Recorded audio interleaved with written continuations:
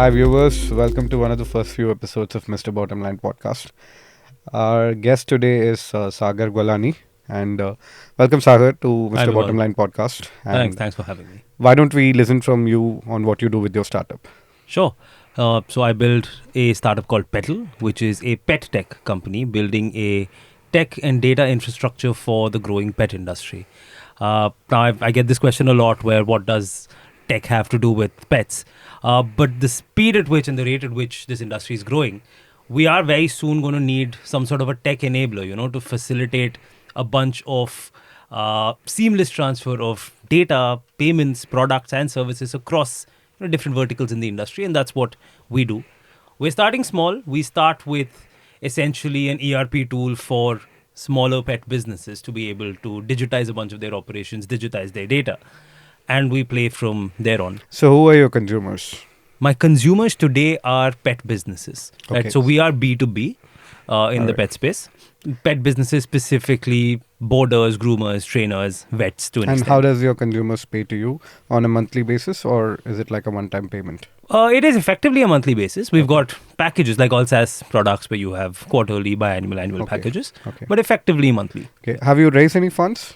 Yes, we've raised a small angel round from a few operator angels. Okay. Yeah. And how many work on your startup? Both Cu- full-time as well as part-time? Currently 6 people, so me and my co-founder. Then we've got 2 people on marketing and 2 people on engineering. Okay. 5 of them are full-time, 1 is on retainer with us. Okay. Yeah. Do you make any revenues right now? Not right now. We are already in a public beta with some customers, so we should start making revenues in the next month. Okay. Why would one pay for you? Well, we make their life a lot easier. Okay. Currently, my customers, or pre-Pettle, my customers would spend easily maybe 2 hours a day on managing a lot of their admin work. Pettle comes in and makes that easier by dropping that 2 hours down to maybe 15 minutes. So what we tell our customers is they can spend far lesser time running their business and actually start spending a lot more time growing their business. Okay. Okay. Cool. I think that's enough of your startup. Let's Sure. go back to your life. Sure. And so briefly talk to me about your career. So by career, I mean, when did you start working? How much money were you making? And when did you start switching? And how did your salary grow? Sure. So from the time you started working to the time you're currently here, how did your salary grow? What is your first salary and what's your current salary? Sure. Can you break it down for us? Yes, absolutely. I would like to call out that my entire career by design has been with either very small companies or early stage startups, extremely early stage startups, right? Okay. Companies that were similar to what Pettle is today. My first job was with a market research firm, started in 2015. My salary there was 13,000 a month. Great year. So 2015 is when you first started. 2015 was my first job. That's when I graduated. Started Okay. working a week and a half after my bachelor's. I did my bachelor's in management studies. Okay. Yeah, Got it. from Bombay. And yeah, so started with that 13 and a half thousand salary job. The year after that, stayed there for a And year. that was in Mumbai. That was in Mumbai. Okay. Yeah. I've always worked in Mumbai. Okay. Worked remote for a few companies, Okay. but it's always been in Mumbai. After that, I spent a year in Barcelona doing my master's. I did an MSc in marketing management at SRD Business School. Okay. One thing which I'd also like to call out from... So 1 second. So sure. you said that you did your masters in Barcelona, Right. And were you living in Barcelona, or was that? Oh, no, I was living there. You're living there. Okay. Exactly, yes. And the finance in Barcelona would be very different from Mumbai. So would you want to spend a minute? Absolutely. I explaining that? would. The finance, of course, was very different. I was also lucky and I guess meritorious enough to do this on a full scholarship. So I won a Okay. 100% scholarship. Oh. By winning a global case competition. That's which, wonderful. One, of course, really softened the financial blow for me and the family. So I didn't have a loan pressure when I was done with my master's, which actually allowed me to very comfortably come back to India and jump into entrepreneurship. Right? Okay. I can get to that in a bit once I talk about finances in Barcelona. Okay. But again, I was 22 when I was in Barcelona, so I wasn't really paying for myself. It was the family that Okay, was supporting cool. me then. So let's go back to your first job where you were Sure. earning 13 grand in Right, Bombay right. in 2015. So when did your first salary hike happen? Was that in the same job or in a different job? No, it was not in. So I've actually never stayed longer than a year and a quarter in any job. Okay. Right. So I've never gone through a promotion cycle or an appraisal cycle. Okay. I think I'll only now find myself on the other side of the table, which is exciting, Good I for guess. you. Yeah. So no, I didn't get a hike there. In fact, I got my first hike a good 2 years later. Okay. Right. 2017. No, 2018 then. 2018. Right. Okay. Because when I came back from Barcelona in 2017, it was to start my own venture. Okay. So I came back, started an edtech startup, started building an edtech startup, never saw the light of day. We were doing decently well. I Okay. came in with some health stuff I had to deal with, so dissolved the company, took a break. When I went back to working, I was very clear that I don't want to start up again. And financial stability was one of the reasons. I was 25 and I didn't have a dime to my name. So I wanted that to change. Okay. Started working with an very early stage startup. I was essentially the first hire on the business side outside of the founding team. And there I was getting paid, still because they were very early stage, I was getting paid about 35 a month. Okay. Uh, So right.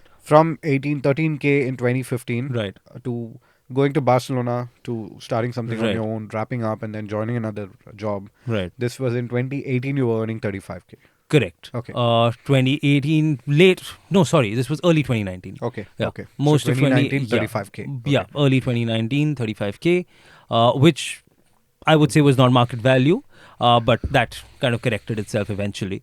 Right, so started with that, and that's also when a little bit of savings started, Vimal. So you legitimately started saving when you were making Legitimately 35 a started month saving in then. 2019. Okay. Correct, yeah. Cool. And what was your next salary?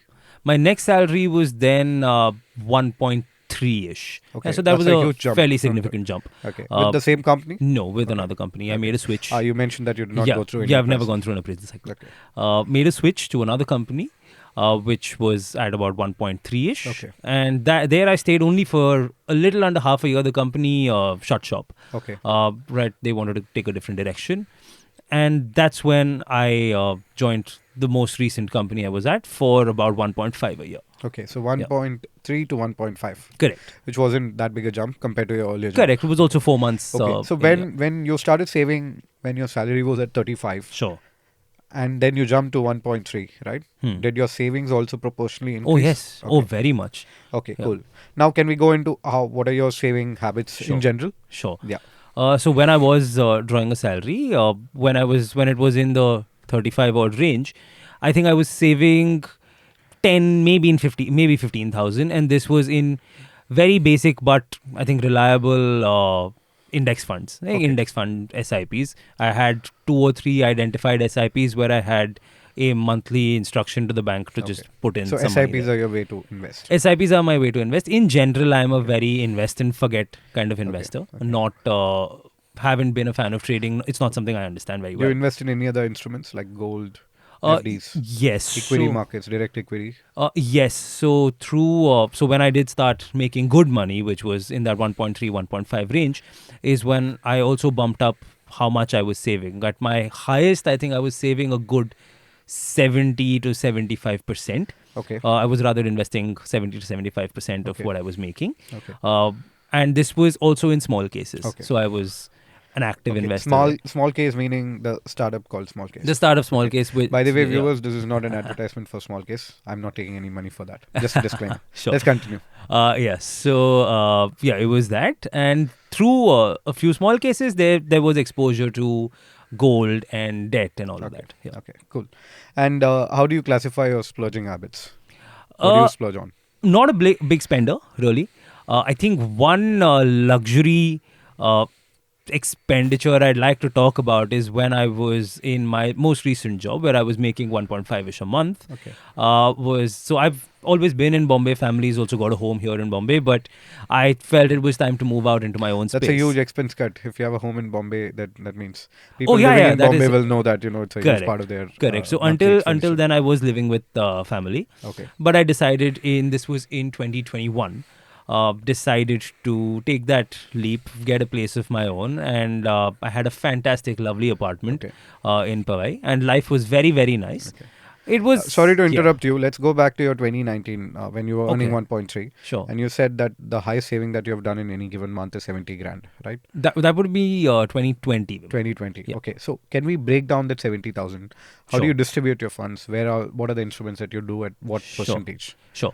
I think it would be a fair 50-50 split between mutual fund SIPs Okay, so and small 35 cases. goes to mutual fund SIPs. Around that range, Okay. yeah. So 25 to 30, I think. And the was- remaining goes to small case. remaining would go to small cases. Okay. And the families got a few FDs which are kind of joint. So you contribute to that FD I as well. contribute to that Okay, as well, cool. yeah. So that is like all the members of the family contribute Something like together, that, and yeah. then you pull in whatever that little that Yeah, you want to. correct. But majorly it's distributed between mutual funds That's as right. well as portfolio investing right, through yeah. small case. Right. Correct. So it is distributed between debt and equity. if you will. Effectively, Okay, yes. cool. All right, and let's come to your splurging habits. Right. Yeah, so the apartment was one big splurging habit. A lot of people do find it How much you were spending on the apartment? about 40. 40K a month. 40 on rent and then another 15 odd in living expenses. Okay. Right. That which wasn't there before because you were living with the family and then now it Correct. started. So 65 additional to the cash flows, monthly cash Absolutely. outflows. Absolutely. Okay, I was still able to save a good 50, 60 cool, a month cool. that way. And what is the rationale behind this decision of moving out?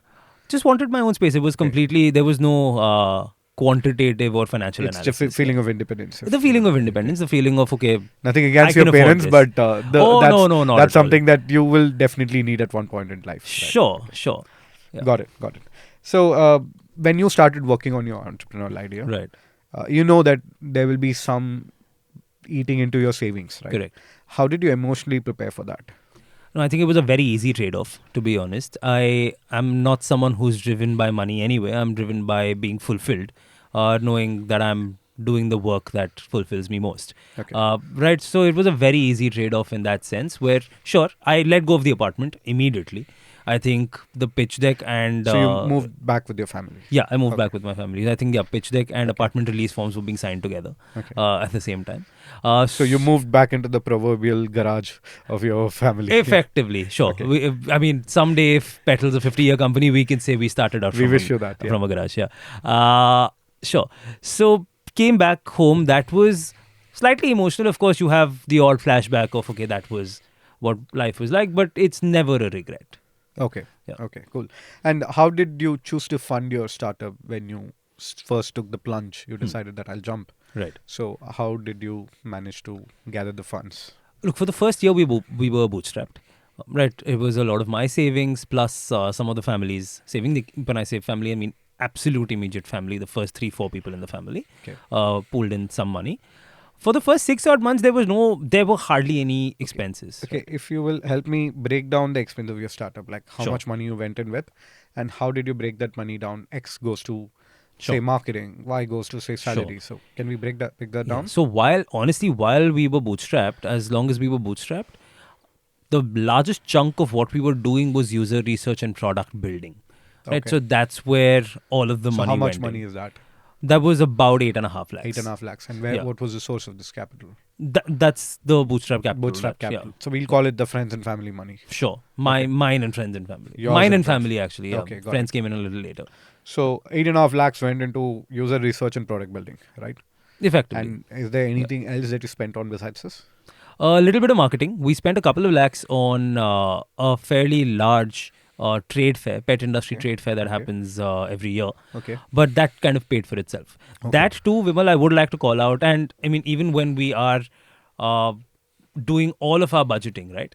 I am extremely, extremely particular about doing Excel scenarios on Okay. this, right? So there's a runway calculator that I have. It's no rocket science. It's a very simple runway calculator I've built. And everything goes into So you that started working calculator. on a runway calculator the day when you started your business, or Well- before that?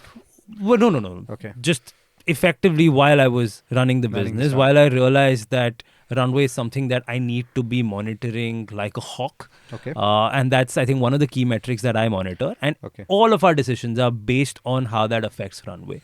Right, Okay. right from hiring decisions to Okay. marketing decisions, Okay. how that could potentially impact revenue. It's all very, very number driven. So Okay, my got it. Excel sheets are a madhouse. Okay. And I'm not worried about anyone getting their hands on them because they wouldn't understand it anyway. Okay. It's only something I get. All right. Yeah. So 8.5 on product and user research. Sure. You spent 2 lakhs on marketing. No, so but 6-ish on product and user Six- research, and those 2 odd 2 odd lakhs in on marketing. Yeah. Any other expenses? Yeah, so like, you didn't talk about salaries. largely salaries, right? So Okay. all of this was largely salaries. So Okay. even product and research Oh, all right. So product and research was must people. be people. Correct. Okay. Yeah. Wonderful. So Yeah. 8.5 is what you started with, which Right. is your money and your friends and family money. Correct. Okay. And have you raised any capital after that? Yes. Okay. So as of last month, I think we've raised enough to give us runway for the next 10, 11 months. I can't disclose those numbers. Which is fine. Yeah. But yeah, again, coming back to runway, everything comes back to runway. And what does your Madhouse Excel sheet says that your runway is now? Now, Yes. about 9 months. 9 months. Yeah, Okay. 9.5, 10 months. And right? how do you break down your current, like in your last month, which Sure. is the last month, which is say August? How do you break down your startup expense? Okay. What percentage goes very where? simple. No, it's a very simple accounting metric. I mean, it's the standard, right? You look at when I look at my operating expenses, it's sales and marketing, R&D, which is essentially product development, and then your G&A. Can you give a percentage to each one of those? Yeah. So currently, if I look at salaries, R&D would be the larger chunk, a little over 60 odd percent. Okay. Sales and marketing would be 30 odd percent. So that itself constitutes 90. Sorry? That constitutes 90%. Yeah, and then the G&A is 10%. 7 to 10%. Okay. Yeah. So you don't do marketing now. We're not spending on marketing at this point. Okay. Yeah. We do a lot of marketing, not Cool. spending on it. Cool. Okay. So as an entrepreneur, how do you think about your personal runway now that you're in a lean mode? Sure. Your corpus building may not be as intense as you were working. Right? Correct.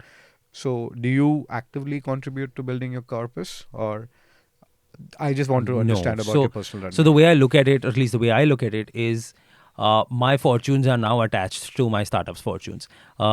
So all of what I am building towards, effectively, I'm building in a way where I can also start to develop and build a personal corpus, right? So we want to get to a point where we're able to pay the founders a salary, Okay. and salary, of course, is a more short-term. And how far thing. are you from taking salaries from your startup? I would say 6 to 8 months away. 6 to 8. Yeah. Okay, cool.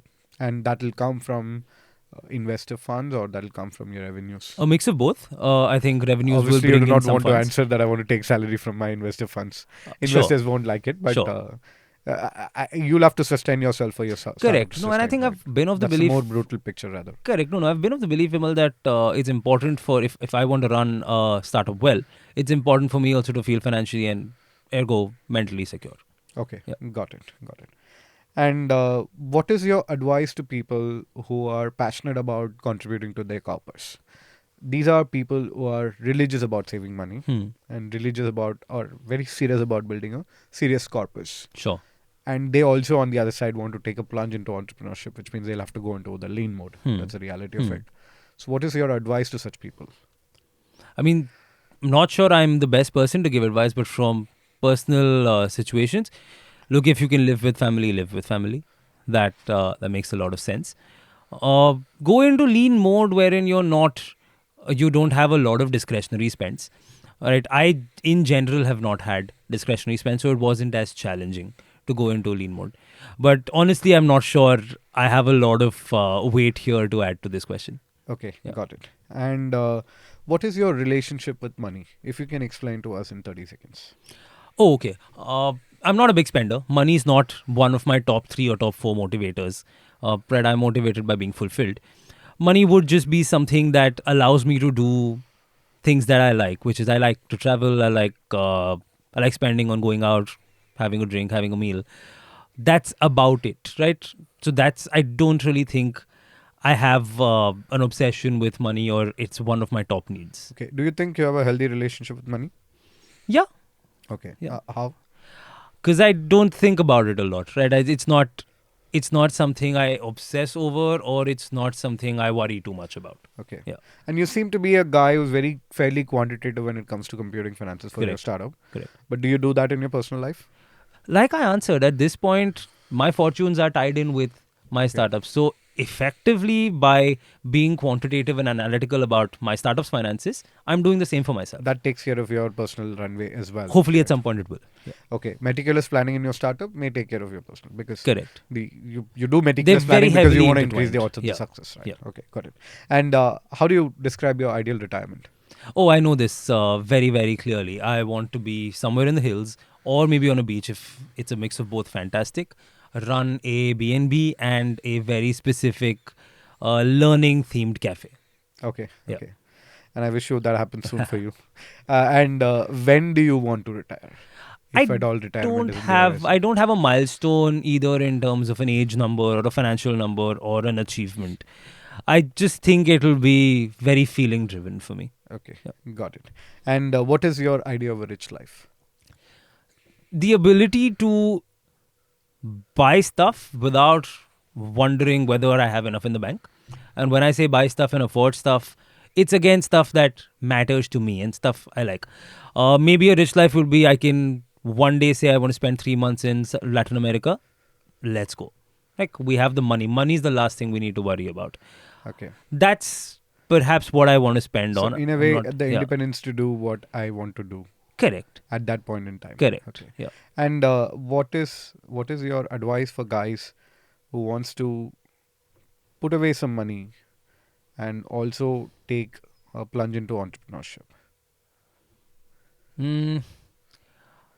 Because So you seem perhaps to be a start- guy. sure. You seem to be a guy who's Who all took the in plunge or first, yeah. all out, right? You say Alright. that my personal financial ambitions are tied to my startup. Sure. So if my startup succeeds, then my personal Sure. ambition also gets success at So one point in time. look, there's stages to building a startup, right? And in my very limited experience and opinion, I think user research and market research is the most important thing you can do. It's what I did for the first 8 months of building Petal. That's something you could do with having a job, right? So yeah, perhaps take those first 6-8 months to really go deep into understanding what you want to build and who you're building for, while drawing your salary, while working your 8, 10, 12 hours. When you find the time, do your research. And then once you've reached the point where you're very sure this is something you want to build, maybe have a couple of conversations with customers, investors, as you please. And then when you get some validation, you could go for that. I think my risk appetite's a little higher in this case, where I chase fulfillment first and then validation. Wonderful. Yeah. Cool. So you're saying that whatever homework that you can do by sitting in a full-time job, try and do that as much as Sure. possible before you take the plunge. Sure, that's something Because you could let's do. face it, when you start the journey of entrepreneurship, especially during your early days, there'll be very little money to keep away for your rainy days. Correct. Okay, wonderful. Well, thank you, Sagar. Thanks for Thanks your a lot, time, Vimal. taking the time out for doing this. It was absolutely wonderful talking to you, and I Likewise. hope the same with you as well. Likewise, yes. Thank you, of course. viewers, for listening.